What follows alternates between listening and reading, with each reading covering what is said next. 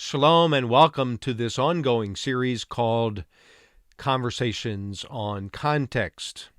Dr. Kyle Keimer and myself in this series, we're simply chatting about things that are relevant to biblical Israel. We're talking about biblical narratives, biblical sites, archaeology, history, geography, customs, and culture. Our goal is to bring to life the Bible in the context of the land. That's why we decided to do an extra bonus session today and to share with you the very best map and chart resource there is. It's produced by Jim Munson and Biblical Backgrounds. Jim was a professor of mine when I studied in the 80s in Jerusalem, when I studied and took courses on historical geography from Jim. And I'll tell you that these series of maps and resources are the best there is. So I hope that you benefit from this bonus session called Biblical Backgrounds. Stay tuned as we share about this today.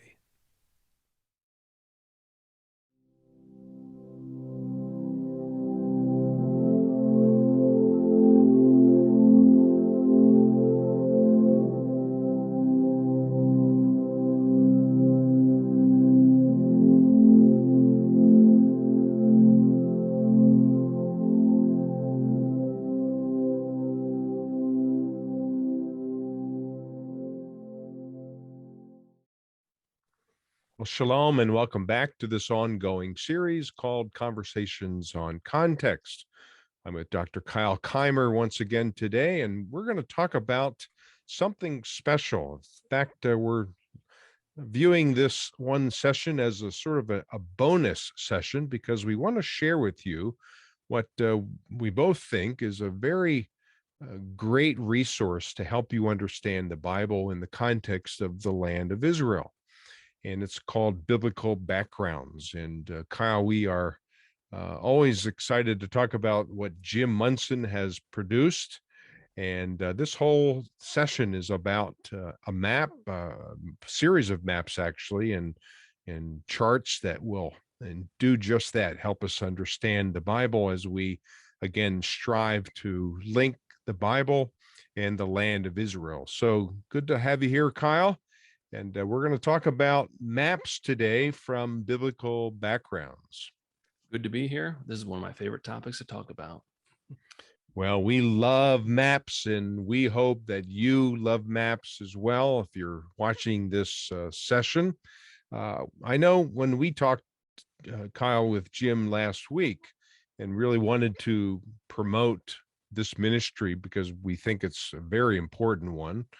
You and I, Kyle, have been through the process of marking maps and learning the land through the world of maps. But Jim said this: the message of the Bible is embedded in the stories of the Bible, and the stories of the Bible are embedded in the land of the Bible.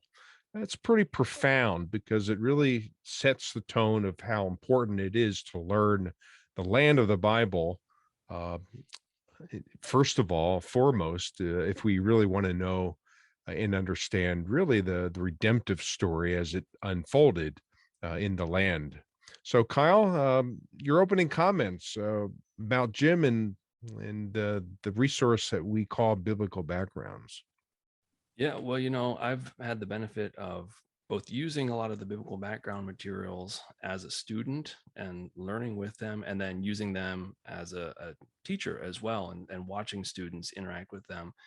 And they really provide a resource that really doesn't exist anywhere else. And I think this quote from Jim is so fantastic and so meaningful, because one of the things I like to tell my students is, the events of the Bible took place in a specific place at a specific time and to a specific people. So there's context. And if you don't know anything about the context, you run the risk of misinterpreting, misusing, and just doing whatever you want with something that really isn't the point or shouldn't be done. And so where does it all begin? It literally begins with the landscape, with the land itself. And if we understand that, we can then build on top of that and add layer upon layer to ultimately get to the stories of the Bible, the meaning, the theology that is all tied to where these things are taking place.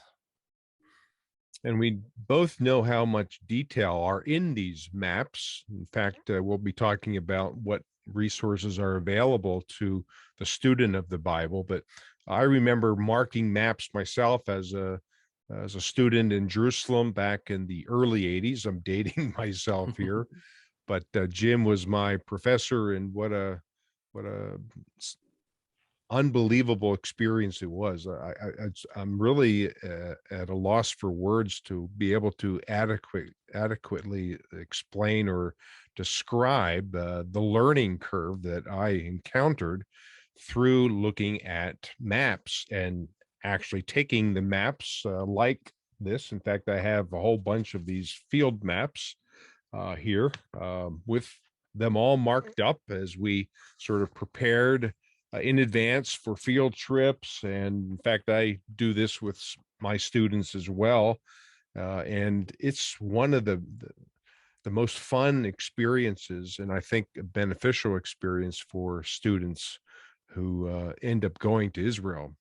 Biblical Backgrounds provides reference materials to help the student of the Bible learn, and here's a very important concept, the physical settings of the Bible. Yeah, I think that the physical settings is key. Just to kind of reiterate that again, these things took place, and Israel. I mean, for as small of a territory that it is, and I use the term Israel to include kind of the southern part of Lebanon, Western Jordan, the West Bank, Palestinian territories, biblical Israel, shall we say, or Canaan. It's a very diverse landscape in a very small area. And so the way that things operate and the way that you feel in the north is going to be very different from the south. It's going to be very different in higher elevations than lower elevations. It's going to be very different on the western side of the kind of central mountain range as it is in the Jordan Valley. And once you can wrap your head around this and get kind of I'll borrow another biblical backgrounds phrase, a library of impressions for Hmm. each of these different regions, it really brings to life what the biblical authors are talking about, why they might be saying things, but also to the allusions that they're alluding to in the text. So when we talk about the land between, this whole concept, and we've talked about this before in previous sessions, but here is the land between. It's the land of Israel primarily, and every military campaign, whether it be the Egyptians coming from the south and the west, or the people groups from various really centuries, thousands of years, they've been coming from the north and east, also coming south through the land. This really captures well the importance of the land. So when we talk about the majority of the biblical narratives happening in the land, it really is important for us to learn the land in its context.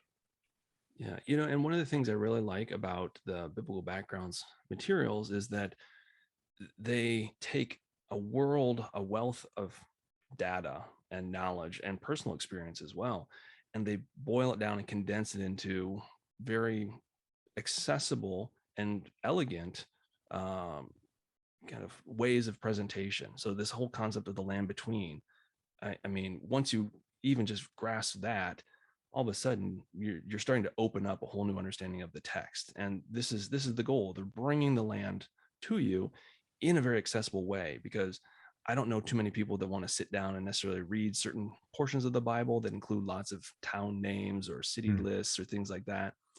But there is a place and there's a purpose for those things. That's why they're in the biblical text. And biblical backgrounds, helps us to understand the bigger picture in the way that they're presenting all this material, so that you don't necessarily get bogged down in the details, but it still brings you into the story. Well, just the computerization of these maps, for instance, this one here at the bottom of the screen, Again, you can see the details of the hill country going right through the heart of the land, and of course, the coastal plain here on the west side, um, the Arava to the south. There's the Dead Sea, the Sea of Galilee, and of course, Jim has placed these arrows. In fact, it's all about arrows and marking military routes and passes and all of these details that we as Westerners would miss entirely if we didn't really know the layout of the land. Can you speak a little about this newer resource called Gateways, Kyle? Yeah, this is their most recent kind of product, the gateways, and there's a few that exist already, and I know more in production.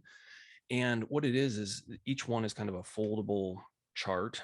You see Hmm. here, just the top is the front, and the bottom is kind of the back, but you fold it out, and it allows you in a snapshot to get an understanding of the big picture and or the content that you're dealing with. So this one here is about the land between concept.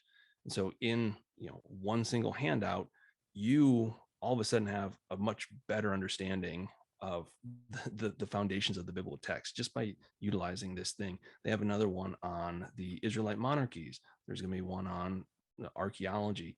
And so they're handy reference resources that, again, are highlighting all the main points that allow you to understand and get into the story and the message of the Bible via the land. But there's so much detail packed in there at the same time. And I think one of the big problems that we often run into, or at least particularly in the academic world, is that you look at maps and books and they're all just flat. They have no representation of the topography. Right. And it's easy just to say, oh, well, you could just walk here and you could do this. Well, no, you can't. And this is one of the reasons that these maps are pretty much better than anything out there. And I would also have to say that this one chart, I don't know how many times I've gone back to it, because here you see in the middle of this 4,000 year overview chart, uh, Jim has placed what's going on in Israel. But Israel is just not isolated from other countries, for instance, to the north, represented here above Israel, and of course, the whole kingdoms of Egypt here to the south. So there's always interaction, there's always a blending of history. The Egyptians are all the time coming northward through the land to advance to their enemies here to the north, but they're coming through the land of Israel. And of course, through different periods of history, the northern enemies are doing the same thing, except they're coming to the south. How have you used this chart in your teaching, Kyle? Yeah, I love this chart, and when I put it up for students, you just see their eyes glaze over, and they're like, what in the world am I looking at here?" And I say, this is a fantastic thing, and I want you to memorize every. No, they don't have to do it, but it's a reference work, and it's so elegant. Again, on the kind of the horizontal axis, you've got time. On the vertical, you've got a representation of the geography. Hmm. And one of the things that really stands out, though, is the color. And so blue is imperial presence. And again, through just looking at this, you get a sense of when there are major powers, where those major powers are, and then what are the periods where those don't exist. And you happen to see that the history of Israel largely falls within that broad period where there's no major imperial powers. So we have to understand the events of David and Solomon and the early Israelite and Judahite monarchies are all unfolding when there's no major political power taking place, until the Assyrians come on the scene. And just again to have an overall view without having to go pick up some hefty textbook and read Mm. about all the history of all these different nations and all the political events and all the military campaigns. You have a chart and you can see at a glance the bigger flow of what's taking place throughout the biblical narrative. This is a bigger picture of the chart, of course, and I don't know if you, as the audience, can look at the details, but it is very detailed in terms of the activity, the movement of the South, the Egyptians, with these various northern campaigns coming again from the north and east. And where do they meet? Here in the land between. So I think it's very useful. I still, even when I'm leading trips, I'm thinking, all right, what's going on here when this king is ruling in Israel? What are the Assyrians doing? And lo and behold, here they come from the north, and they're beginning their advancement in the 8th century, and that causes all kinds of issues.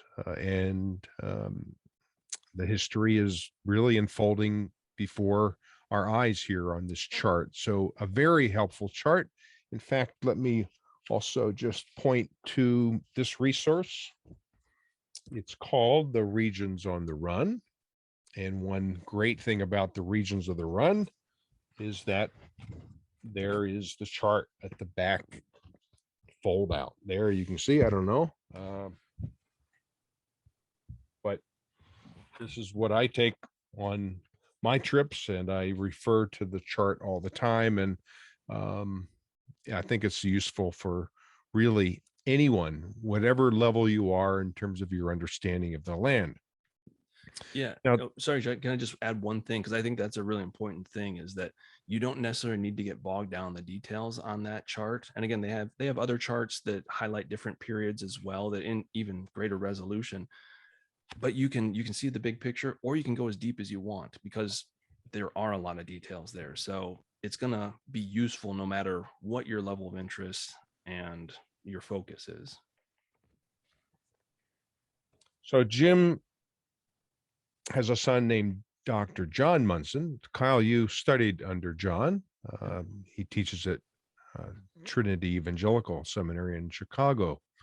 And I'm borrowing this with full credit to John, but I think it really summarizes well the importance of understanding the land. Your thoughts on this triangle, Kyle? Yeah, I mean, and I think John has captured it here. Again, the land is where it all starts. It's the foundation, and then we add layer upon layer to come to meaning and understanding. And you add the layer of culture, including the archaeology, the biblical text, ancient Near Eastern texts. Once you've added those layers, then you can start to interpret the text. Again, these texts were written at a specific time to a specific people in a specific place. We today in the 21st century, particularly Western world, are not that original audience. And so we need to be aware of the worldview, the context in which these were written, if we want to interpret them and understand them and then apply them appropriately. Yeah, I just, as a pastor, it's almost impossible to create life lessons to teach to your congregation without knowing what's behind the text. And of course, foundationally is the land. So I always tell people, if you're learning, for instance, how to play the game of chess, what's the first thing you have to learn? Well, you have to learn how the playing board is oriented. And the same thing happens and applies when we try to learn the lesson. Certainly, we look for life applications and ways to grow in our faith, but we can't really do that without knowing the context that the land provides.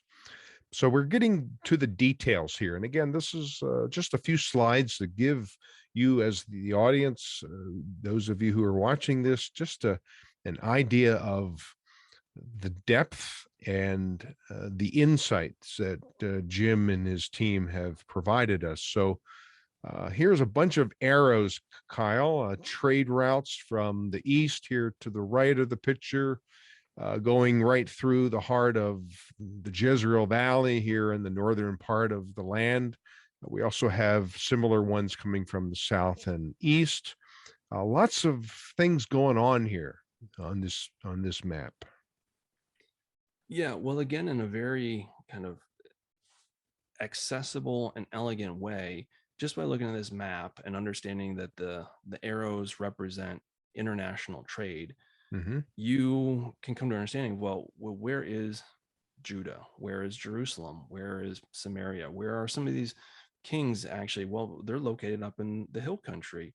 International trade isn't coming through the hill country because nobody wants to climb into the mountains and climb back out of the mountains, or go into the Dead Sea, the Great Rift Valley, and climb out.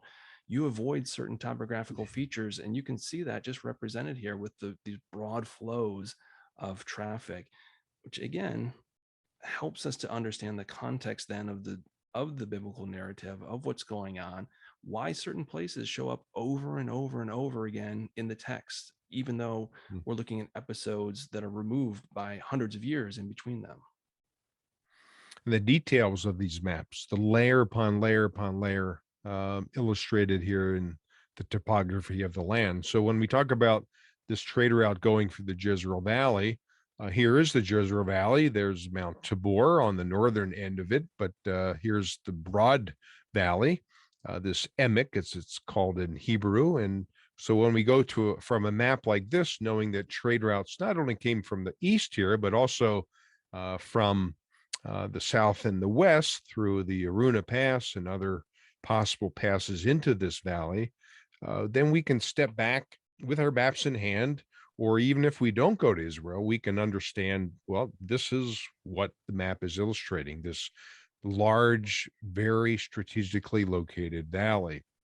Or, as you mentioned, Kyle, something about the hill country and the great uplift of the limestone. Well, compare that valley that you just saw with the topography of this picture or this pass near Beit Horon. Lots of variety going on here with these regions. Yeah, absolutely. And again, with the maps, because they are represented topographically, you get a better sense than, again, than you would when any other resource out there, not only of the diversity, but of the ruggedness of the land. And again, start to think, why do certain things happen where they do? Why don't they happen this place? Why is this going on? Why are people going here or there? You have an understanding of the landscape, you start to understand some of these questions.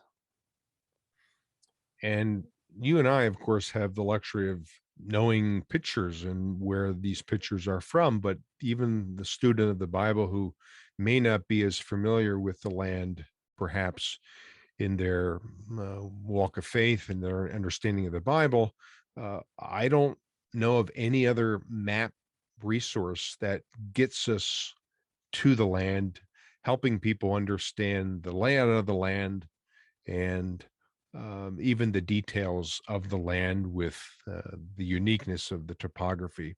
Uh, this is one example of the northern arena map. Here we see the Sea of Galilee. It's about 13 miles in length. The whole lower Galilee, Jesus grew up in this town called Nazareth that overlooked this, again, this very broad, wide valley called the Jezreel Valley. There's the Carmel Range that separates this valley with the Sharon Plain down there. But the detail, Kyle, is again incredible. And you could learn a lot just by looking at this one map and then insert, for instance, the life of Jesus here as he would spend much of his time here on the western side of the lake, as well as in the lower Galilee. The details are incredible. Yeah, absolutely. And again, with these maps, this is just one of a series of 8 now. They just added an eighth map that deals with the kind of Gospels and the Acts of the Apostles. What they do is they provide another resource that comes along with it that actually walks you through specific biblical narratives that took place in these regions. So, for instance, in the region of the Galilee, you've got the story of Deborah and Barak. You've got the Arameans versus the northern kingdom of Israel. You've got Gideon, and you trace out and mark these maps kind of a step-by-step process to really get yourself in those places in a way that you just, unless you're actually physically there walking the land, you can't do. And so if you want to get as close as possible to the land, to the Bible, to getting an understanding for building that bigger picture, this is where you start. And whereas this is the Sea of Galilee on this map, when you're there in person for here from this northeast side of it, you can see how large this lake is. It's about 13 miles long and maybe 6.5 or 7 at its widest point. So it's a way to bring really the playing board of the Bible to people in a very detailed way. Here's another map that I am using as an illustration. This is of the Sorek Valley. It's in an area called the Shvela, or the lowlands. There's the city of Beit Shemesh. There's the Zorah, where Samson was from, the area of Eshtal as well. Here's Timnah, where Samson's first wife came from, according to Judges 13 and 14. And then another Philistine city further west called Ekron. Well, this map, again, showing great detail. You can see the valley and these lines that represent uh, routes, passes, if you will. People just didn't go up and over the ridges in the mountains. They went through these passes in order, for instance, the Philistines time and time again wanted to get to the hill country here to the right of the picture. So they went through these valleys like the Sorek and the Ayalon and the Ala down to the south. Uh, Lots of detail here as well. And when we take a look at what the Sorek Valley looks like today from a drone aerial, we're looking east to west. Zorah is off to our right. We're looking at the shoulder of Ekron there, which means Timnah is just on our side of the shoulder. And on the other side of this ridge is Ekron. So, for instance, when we take a look at this map, we're wondering, well, what's the distance, for instance, from Beit Shemesh, or even where Samson was from in Zorah? When he says, "Hey, Dad, I'll be home for supper. I'm going to meet a girl in Timnah." Well, the map even has a wonderful way of illustrating proximities, how close Timnah actually was to Zorah, and how accessible, if you will, this the Philistine gal was to Samson. That's just one example of how we can look at the map and now look at it in person, and really the text comes to life, doesn't it? Yeah, absolutely. And I always take those maps with me when I lead tours, and even I when I taught historical geography, the students use these maps. Then when they came to Israel with me, they brought them with them. And when you can stand at a place and read a biblical narrative from that's mentioning that location, but then have the map that gives you the broader context, you start to make connections. You pull things together in a way that you're just not going to do without having, such a resource as this. Pulling things together, that's such a key concept. One more example of the details before we conclude with what the resources are available to us. Here is the area of the lower, the southern area of the Jordan Valley, as the river actually doesn't flow quite into the Dead Sea any longer, but you can see the northern tip of the Dead Sea. But here's illustrated here in this map in great detail is the Judean desert.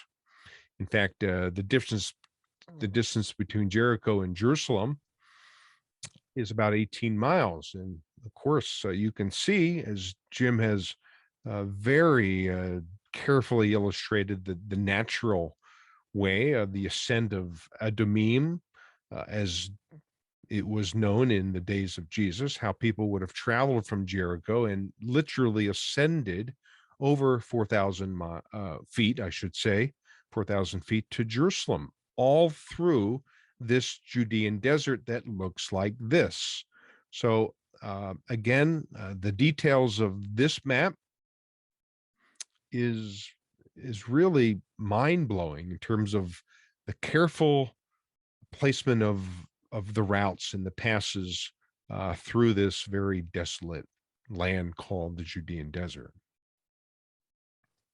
Yeah, the only thing I'll add is that I've not only used these maps when I lead tours or lead students, but when I've just gone off and explored Israel, wanting to find places or new sites or see something different, I always have these maps. And again, they're they're better than many of the modern maps because the topography is so accurately represented. And it's not just the details, I think, in my mind, but it's again this resource that allows us to connect to the biblical story and to really bring us into it in a way that, again, you can only do otherwise if you go to Israel. So if you want to go to Israel, great, do that. If you can't, this is pretty much the next best thing. And some of the I resources they agree. have available just make that possible. So as we bring this to an end, here's the website, biblicalbackgrounds.com. And this is what the opening page looks like. But as you unfold the page, these images surface. There's the map publications that can be purchased as well. And then the regions on the run, which I have here in my hand. This is still a go-to resource and really a wonderful one.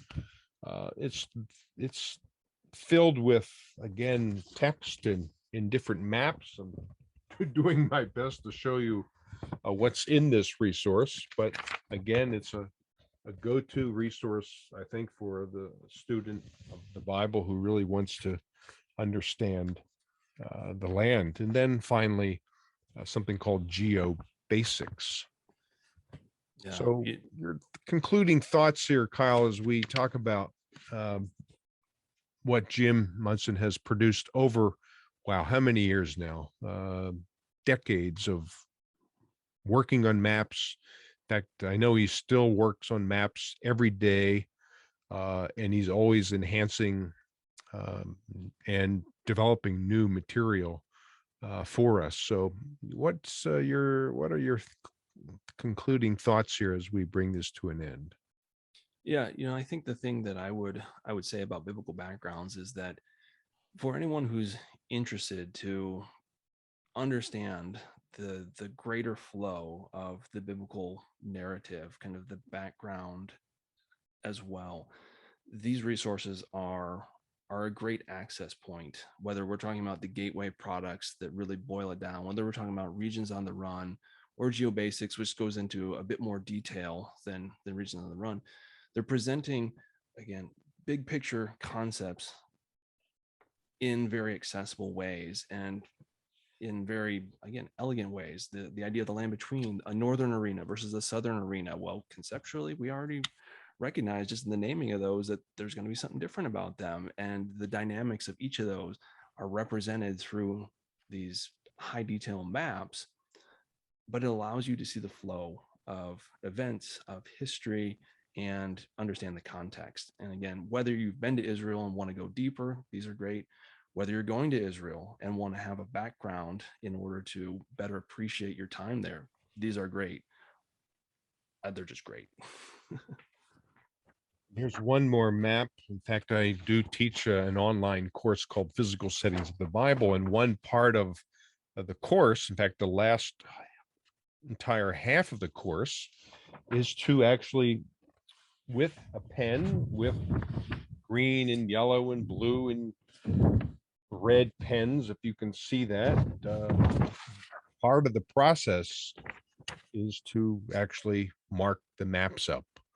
And I think, at least this for the students that I have taught in the past, they love doing this. So it's a part of the process of learning the land, to map out these maps, to mark out these maps, and to use them as a way to understand the layout of the land. So again, thanks to Jim Munson and Biblical Backgrounds and his team that, again, is continuing to put out new resources for us as students of God's Word. So this brings us to an end. And again, thanks so much for joining us. Please tune in for ongoing sessions entitled Conversations on Context. Until next time, shalom.